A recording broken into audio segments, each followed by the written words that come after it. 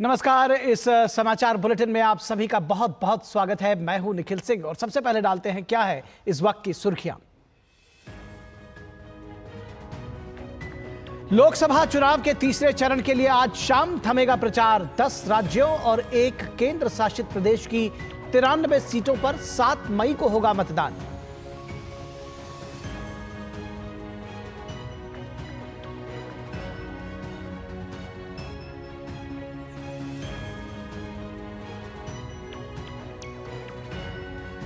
लोकसभा चुनाव के लिए धुआंधार प्रचार जारी। प्रधानमंत्री नरेंद्र मोदी आज यूपी के इटावा और धौरहरा में करेंगे जनसभा।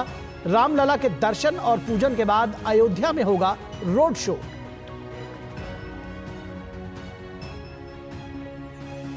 चुनावी रण में अमित शाह आंध्र प्रदेश और तेलंगाना में भरेंगे हुंकार। वहीं जेपी नड्डा ओडिशा विधानसभा चुनाव के लिए घोषणा पत्र करेंगे जारी।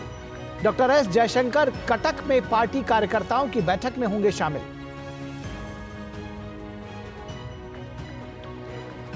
चौबीस की चुनौती में विपक्ष ने लगाया एड़ी चोटी का जोर। राहुल गांधी तेलंगाना के आदिलाबाद और महबूबनगर में करेंगे रैलियां। सपा, बसपा और आरजेडी के दिग्गज भी कर रहे हैं जमकर प्रचार।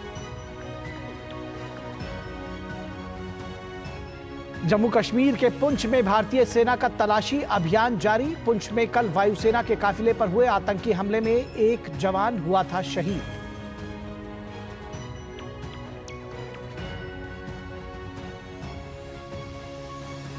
और आज आईपीएल के पहले मैच में पंजाब किंग्स 11 और चेन्नई सुपर किंग्स के बीच होगी टक्कर, तो दूसरे मैच में लखनऊ सुपर जायंट्स और कोलकाता नाइट राइडर्स होंगे आमने सामने। तो बुलेटिन में सबसे पहले बात करते हैं 24 की चुनौती की।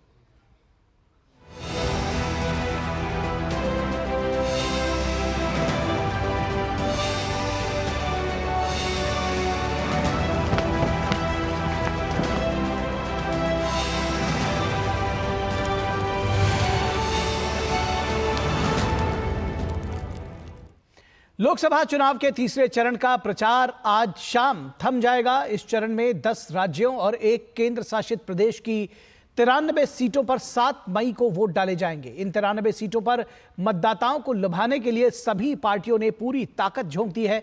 तीसरे चरण में उत्तर प्रदेश की 10 लोकसभा सीटों पर मतदान होना है। 10 सीटों में संभल, हाथरस, आगरा, फतेहपुर सीकरी, फिरोजाबाद, मैनपुरी, एटा, बदायूं, आंवला और बरेली की सीटें शामिल हैं। सभी की नजरें समाजवादी पार्टी के गढ़ मैनपुरी सीट पर है। सपा ने यहां से अखिलेश यादव की पत्नी डिंपल यादव को चुनाव मैदान में उतारा है। वहीं इस चरण में गुजरात की 25 लोकसभा सीटों पर भी वोटिंग होगी। इसके अलावा कर्नाटक की 14, महाराष्ट्र की 11 और मध्य प्रदेश में 9 सीट, छत्तीसगढ़ में 7, बिहार में 5, असम और पश्चिम बंगाल में 4-4 सीटें, गोवा, दादरा और नगर हवेली और दमन और दीव में 2-2 सीटों पर भी मतदान होगा। और लोकसभा चुनाव के बाकी बचे हुए चरणों के लिए प्रचार चरम पर है। भाजपा के स्टार प्रचारक प्रधानमंत्री नरेंद्र मोदी एनडीए उम्मीदवारों के पक्ष में लगातार जन समर्थन जुटा रहे हैं। पीएम मोदी आज उत्तर प्रदेश में धुआंधार प्रचार करेंगे। पीएम आज सबसे पहले उत्तर प्रदेश के इटावा में एक जनसभा को करेंगे। भाजपा ने यहां से पूर्व केंद्रीय राज्य मंत्री और मौजूदा भाजपा सांसद प्रोफेसर रामशंकर कठेरिया को फिर से चुनाव मैदान में उतारा है। इसके बाद प्रधानमंत्री सीतापुर पहुंचेंगे, जहां वो हरगांव स्थित लैगून फील्ड में एक जनसभा को संबोधित करेंगे। यहीं से प्रधानमंत्री एक साथ 4 लोकसभा क्षेत्रों सीतापुर, धौरहरा, खीरी और मिश्रिक के मतदाताओं को विजय संदेश देंगे। दिन के अंत में पीएम प्रभु श्री राम की नगरी अयोध्या धाम पहुंचेंगे। पीएम अयोध्या में श्री राम मंदिर में पूजा अर्चना करने के बाद एक रोड शो भी करेंगे।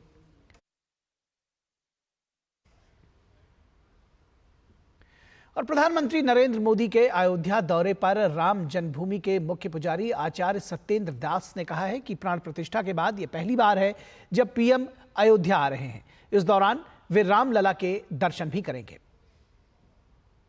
प्रधानमंत्री जी आ रहे हैं और प्राण प्रतिष्ठा के बाद ये प्रथम बार आ रहे हैं और साथ साथ चुनाव का माहौल चल रहा है।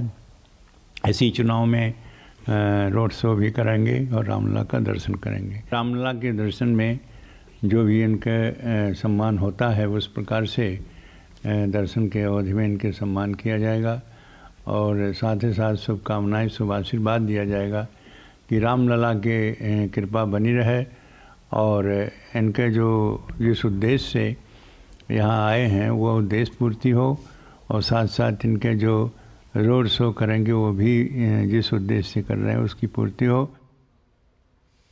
और श्री राम मंदिर निर्माण समिति के अध्यक्ष नृपेंद्र मिश्रा ने कहा है कि हम सभी पूरी कोशिश कर रहे हैं कि राम मंदिर के निर्माण का काम 30 दिसंबर 2024 तक पूरा हो जाए।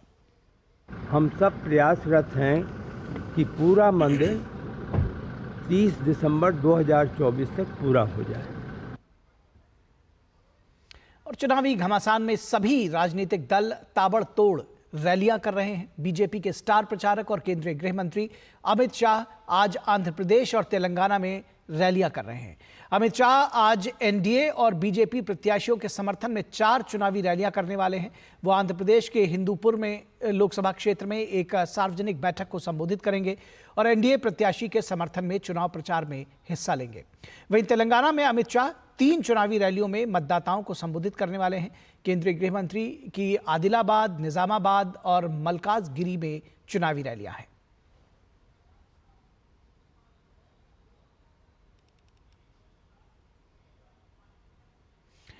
वहीं भाजपा के राष्ट्रीय अध्यक्ष जेपी नड्डा आज ओडिशा में प्रचार अभियान की कमान संभालेंगे। जेपी नड्डा राज्य विधानसभा चुनाव और लोकसभा चुनाव के मद्देनजर कार्यकर्ताओं को जीत का मंत्र देंगे। इसके साथ ही राज्य विधानसभा चुनाव को लेकर पार्टी का घोषणा पत्र भी जारी किया जाएगा।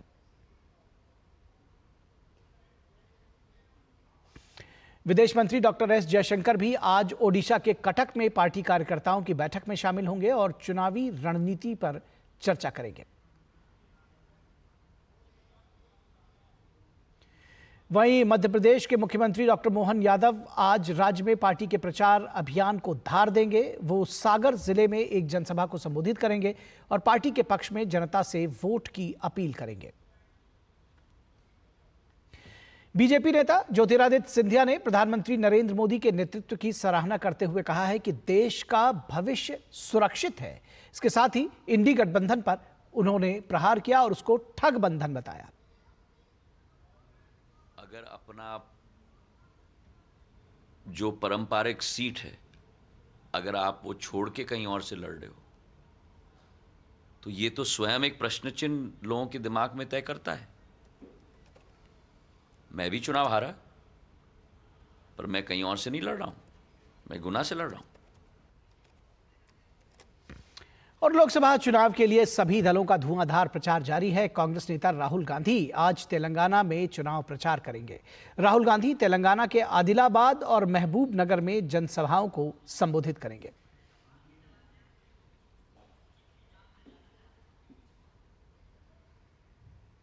तो 24 की चुनौती में खबरों का सिलसिला जारी रहेगा, लेकिन रुकेंगे एक छोटे से ब्रेक के लिए। आप कहीं मत जाइएगा, जल्द हाजिर होंगे। आज हमारे देश की तरफ आंख उठाकर देखने का कोई साहस नहीं करता। पहले हम अपने देश में डरकर चलते थे, अब हमारे दुश्मन उनके देश में भी सेफ नहीं है। 10 सालों से देश सुरक्षित है। देश की सुरक्षा के साथ कोई कॉम्प्रोमाइज नहीं। ये है मोदी की गारंटी और मोदी जी को वोटिंग, ये है हमारी भी गारंटी। कमल का बटन दबाएं, भाजपा को जिताएं। ब्रेक के बाद एक बार फिर आप सभी का स्वागत है। और कर्नाटक के बेंगलुरु उत्तर लोकसभा सीट से बीजेपी प्रत्याशी शोभा करांदलजे ने घर घर चुनाव प्रचार किया। तो डोर टू डोर कन्वेंसिंग जारी है और शोभा करांदलजे ने बेंगलुरु में ये चुनाव प्रचार किया।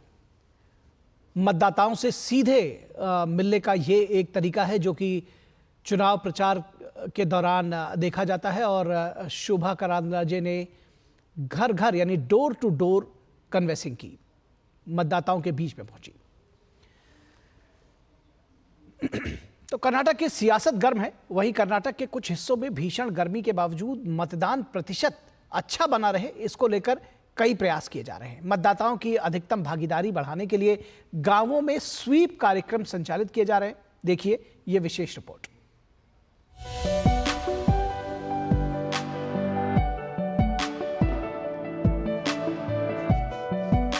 दक्षिण भारत राज्य कर्नाटक के धारवाड़ जिले के अन्नीगेरी गांव में 6ठी शताब्दी का प्राचीन शैव मंदिर देवता की पूजा करने के लिए पारंपरिक दिए या मिट्टी के दीपक जलाने के लिए जाना जाता है।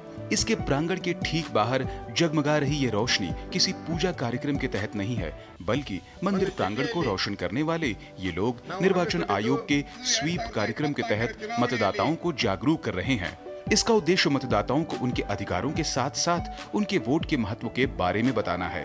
वहीं अन्नीगेरी से कुछ ही किलोमीटर दूर गांव के तालाब से गाद निकालने वाले इन श्रमिकों को सुबह सुबह एक सुखद अनुभव हुआ। स्वीप कार्यक्रम के तहत जिला प्रशासन ने मतदाता जागरूकता बढ़ाने के उद्देश्य से रंगोली कार्यक्रम का आयोजन किया, जिसमें बढ़ चढ़कर लोगों ने भाग लिया। उमा चागी गांव की पहचान कम मतदान वाले गांव के रूप में की गई है और इस प्रयास का मकसद यह सुनिश्चित करना है कि किसान अपने वोट की ताकत को समझें और 7 मई को मतदान में भाग लेने के लिए बड़ी संख्या में आए। चमकीले फूलों की पंखुड़ियों और अन्य रंगों के साथ बनी ये रंगोली कन्नड़ भाषा में कहती है, मतदान केंद्र की ओर हमारा चलना। This village has low voter turnout in the polling booth here in the village.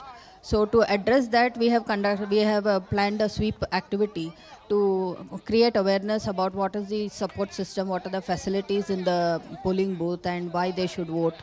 So we are educating them and motivating them to go and vote on 7th May, which is the Lok Sabha elections here in Dharwad. सूखे की स्थिति से जूझ रहे ग्रामीण क्षेत्र में गर्म मौसम और कम वर्षा से निपटने के लिए संघर्ष कर रहे हैं। वहीं रंगीन चित्रण उन्हें बता रहा है कि मतदान लोकतंत्र का सबसे महत्वपूर्ण त्योहार है और उनका वोट निश्चित रूप से जीवन में रंग भर सकता है।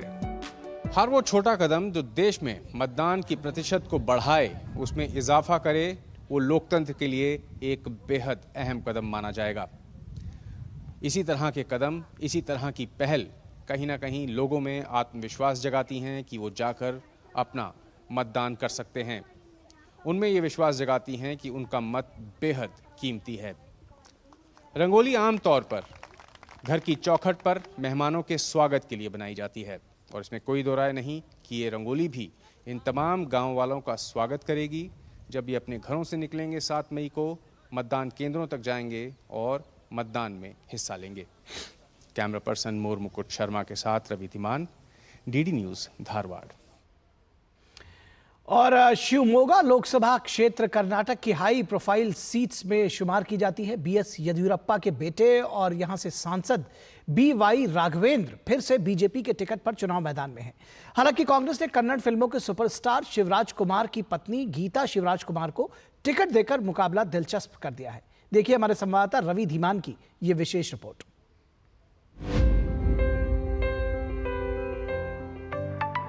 शिमोगा लोकसभा क्षेत्र कर्नाटक की हाई प्रोफाइल सीट है। शिमोगा लोकसभा सीट पर चुनावी दंगल में सितारों की टक्कर देखने को मिल रही है। जहां तक उम्मीदवारों और उनकी ग्लैमर अपील का सवाल है तो यह एक मल्टी स्टारर ब्लॉकबस्टर साबित हो रही है। पिछले कई चुनावी मुकाबलों में भाजपा का गढ़ रही इस सीट पर इस बार सभी की नजरें लगी हुई हैं। पूर्व मुख्यमंत्री और प्रदेश के वरिष्ठ भाजपा नेता BS येदियुरप्पा के बेटे और मौजूदा सांसद BS राघवेंद्र का इस बार मुकाबला गीता शिवराज कुमार से है। गीता शिवराज कुमार राज्य के पूर्व CM और बंगारप्पा की बेटी हैं। वही कन्नड़ सिनेमा के दिग्गज अभिनेता शिवराज कुमार उनके पति हैं। गीता शिवराज कुमार के भाई S मधु बंगारप्पा और कई फिल्मी सितारे उनके प्रचार के लिए मैदान में लगे हुए हैं। गीता भी इस सीट पर जीत का दावा करती नजर आ रही हैं। When I see them, I feel very happy because they are so happy to see us there, and so they hold our hands and they hug him, and the women and even everybody, even the kids come there to see us. So it makes me very happy there. दूसरी तरफ कांग्रेस उम्मीदवार के प्रचार में कन्नड़ सितारों के उतर जाने के बाद भाजपा उम्मीदवार BS राघवेंद्र ने भी अपने प्रचार के लिए कई सैंडलवुड सितारों को मैदान में उतारा है। उनके प्रचार अभियान में तारा जैसे सितारे नजर आ रहे हैं। BS राघवेंद्र ने जोर देते हुए कहा है कि उनके लिए स्टार पावर नहीं बल्कि परिवार की विरासत को बनाए रखना सबसे ज्यादा जरूरी है। Sir, very good. The campaign is going on. We are lucky because respected PMs have visited our constituency. They bless the Karyakartas and motivate the Karyakartas to doing the election. Voters also curious to see the film actors but it is not converted to as a vote. हकीकत में शिमोगा के मतदाता इन चुनावों में एक blockbuster मुकाबले के गवाह बन रहे हैं। भले ही स्टार पावर हो या पारिवारिक विरासत, दोनों उम्मीदवार जनता को रिझाने में कोई कोर कसर नहीं छोड़ रहे। अब यह देखना दिलचस्प होगा कि आखिरकार 4 जून को किसकी किस्मत में जीत का सेहरा बंधेगा।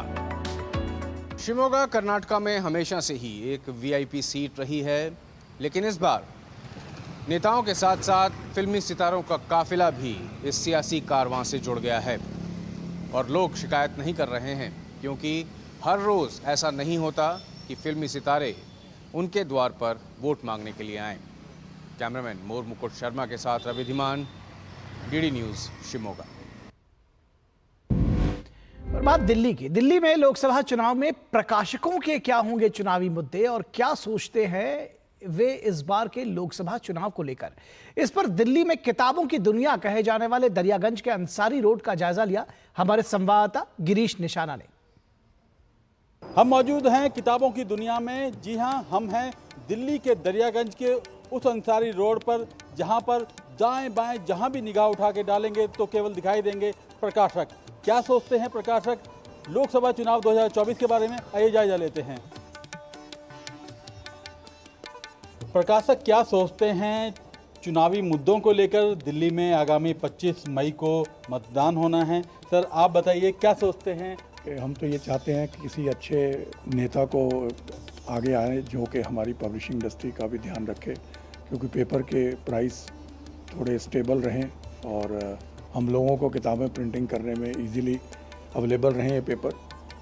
और तीसरा ये है कि हम लोग तो ये चाहते हैं कि अच्छी से अच्छी सरकार चुन करके आए और अच्छे लोग आगे आएँ जो कि जनरली बिजनेस का भी देखें, मोरलेस सब तरह से कि आदमी का रोज़गार भी मिलता रहे उससे। पब्लिशिंग इंडस्ट्री से लाखों लोग जुड़े हैं और हम लोग तो यही चाहते हैं कि मैक्सिमम मटेरियल जब मार्केट में बच्चों के लिए अवेलेबल होगा तो उनकी परफॉर्मेंस भी अच्छी आएगी एग्ज़ाम में। और भी कुछ प्रकाशक हमारे साथ हैं, बात करते हैं। सर इस बार क्या चुनावी मुद्दे होने वाले हैं लोकसभा चुनाव में? देखिए, सबसे पहले तो ये लोकतंत्र का पर्व है। प्रकाशकों की तरफ से सारी जनता को ये अपील है कि कृपया इस लोकतंत्र पर्व का महत्व समझें और हर आदमी वोट देने जाए। एक स्थिर सरकार बने और युवाओं के ऊपर वो बहुत अच्छा ध्यान दे। जितने भी प्रतियोगी परीक्षाएं वगैरह हैं उसमें वो कंटिन्यूस होती रहें और जो शैक्षिक सत्र वगैरह हैं अगर स्थिर सरकार आएगी तो वो बहुत अच्छी तरह चलेंगे। तो यही हमारा सुझाव है। आप क्या कहेंगे, किस तरह से देखते हैं आगामी चुनाव को, क्या मुद्दे हावी हो सकते हैं? सबसे पहले तो हम लोग ये चाहेंगे कि एक स्टेबल सरकार चुन कर के आए और हर युवा अपना मत दे और अपनी जो है कि बताए कि उसका इम्पोर्टेंस क्या है उस मत का। एक स्टेबल सरकार होगी तो उससे एजुकेशन में, स्कूल्स में, कॉलेजेस में, एक सिलेबस में स्टेबिलिटी आएगी और लोगों को उसका फ़ायदा मिलेगा। सब चाहते हैं विकास करने वाली सरकार आए और बिल्कुल जो है कि अपने मत का उपयोग करें और अच्छी सरकार चुनें। प्रकाशक वर्ग को भी लोकसभा चुनाव 2024 का बेसब्री से इंतजार है। ये सभी लोग चाहते हैं कि ऐसी सरकार बने जो इन प्रकाशकों के बारे में सोचे, युवाओं के बारे में सोचे। कैमरामैन सुमित नौडियाल के साथ गिरीश निशाना, डीडी न्यूज, दिल्ली। तो 24 की चुनौती में फिलहाल इतना ही, लेकिन रुकेंगे एक छोटे से ब्रेक के लिए। कहीं मत जाइएगा, जल्द हाजिर होंगे।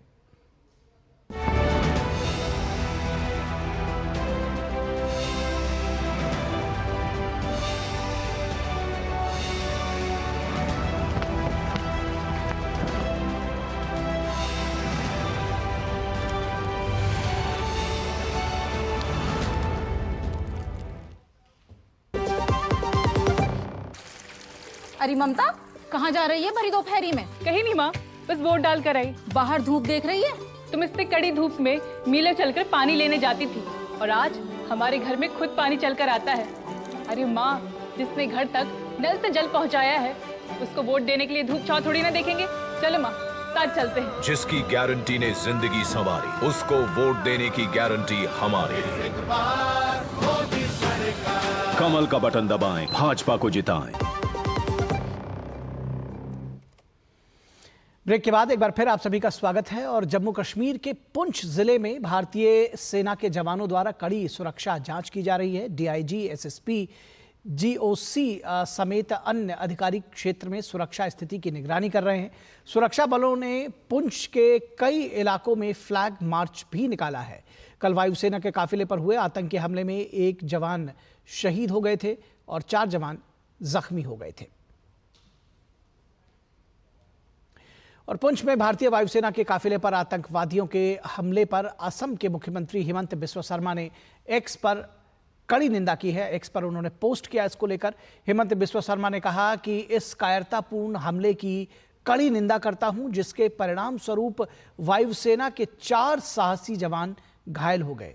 उनके शीघ्र और पूर्ण स्वस्थ होने की कामना करता हूं। इसके लिए जिम्मेदार लोगों को कड़ी सजा मिलेगी।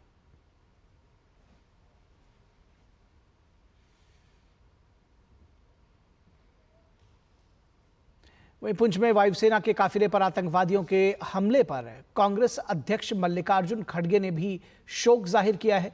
मल्लिकार्जुन खड़गे ने एक्स पर पोस्ट किया कि जम्मू कश्मीर के पुंछ में भारतीय वायुसेना की गाड़ी पर आतंकियों के कायराना हमले से गहरा आघात पहुंचा है। हम इस कायरतापूर्ण आतंकी हमले की कड़ी निंदा करते हैं और आतंकवाद के खिलाफ राष्ट्र के साथ खड़े हैं। सर्वोच्च बलिदान देने वाले बहादुर वायुसेना के योद्धा के परिवार के प्रति हमारी गहरी संवेदनाएं। आशा है कि घायल जवान जल्द से जल्द ठीक हो जाएं। भारत अपने सैनिकों के लिए एकजुट है। और उत्तराखंड के पुलिस महानिदेशक अभिनव कुमार ने 10 मई से शुरू होने वाली 4 धाम यात्रा को लेकर उसकी सुरक्षा के पुख्ता इंतजाम की बात कही है। उन्होंने यात्रियों से वाहन चालकों को लेकर विशेष रूप से आग्रह किया कि पर्वतीय रास्तों पर यात्रा करने वाले चालकों को ही 4 धाम के लिए साथ लेकर आएं।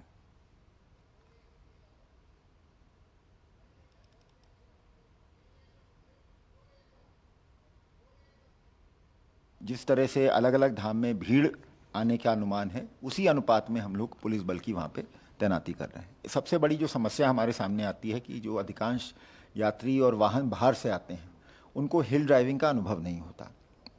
तो उसकी रोकथाम के लिए ट्रांसपोर्ट डिपार्टमेंट ने चेक पॉइंट्स बनाए हैं और हिल ड्राइविंग का टेस्ट लेके वो गाड़ियों को आगे भेजने का प्रावधान है।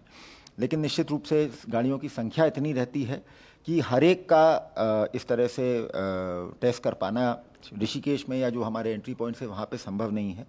तो इसमें मैं ज़रूर सभी तीर्थयात्रियों से अपील करूंगा जो अपने निजी वाहनों से आ रहे हैं या बसें चार्टर करके आ रहे हैं या टेम्पो ट्रैवलर्स के माध्यम से आ रहे हैं, कि वो ड्राइवर हिल्स में गाड़ी चलाने के लिए सक्षम है या नहीं, उसको उस बात की ट्रेनिंग है या नहीं। और भारत और भूटान के बीच इंफ्रास्ट्रक्चर को मजबूत करने की दिशा में समीक्षा बैठक हुई है। बैठक में राजदूत सुधाकर दलेला, भूटान के अधिकारी दाशो ताशी वांगमो और जेएस नॉर्थ अनुराग श्रीवास्तव मौजूद थे। बैठक में अधिकारियों के साथ प्रगति कार्यों को लेकर बातचीत करने के साथ ही व्यापार और लोगों की आवाजाही को सुविधाजनक बनाने के लिए बुनियादी ढांचे को और मजबूत करने के तरीकों पर भी चर्चा की गई। बता दें कि यह बैठक भूटान के शहर फुएन शोलिंग और भारत के शहर जयगांव की सीमा पर सीमा पार व्यापार के लिए बुनियादी ढांचे की समीक्षा के लिए की गई।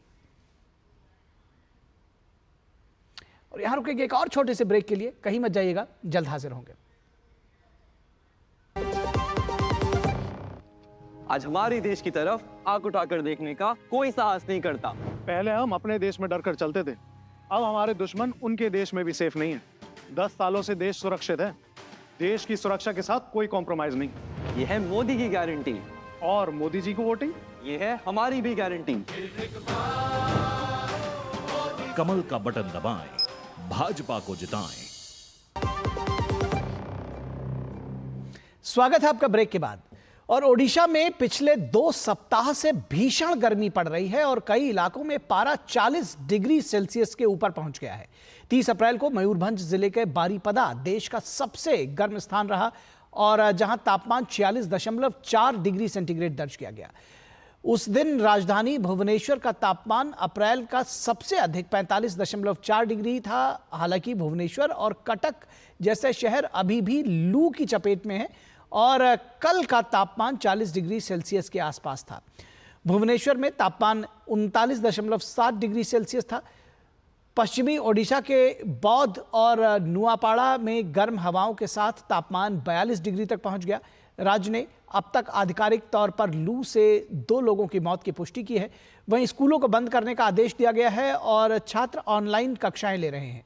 सरकार ने सुबह 11 बजे के बाद मजदूरों के खुले में काम करने पर रोक लगा दी है। हालांकि आज से हालात में थोड़े सुधार के साथ कुछ स्थानों पर छिटपुट बारिश की संभावना जताई गई है। अनुमान है कि 7 मई से अधिकांश स्थानों पर हालात काफी बेहतर हो जाएंगे। तो इस समाचार बुलेटिन में बस इतना ही। हमारी पूरी टीम को दीजिए इजाजत। नमस्कार।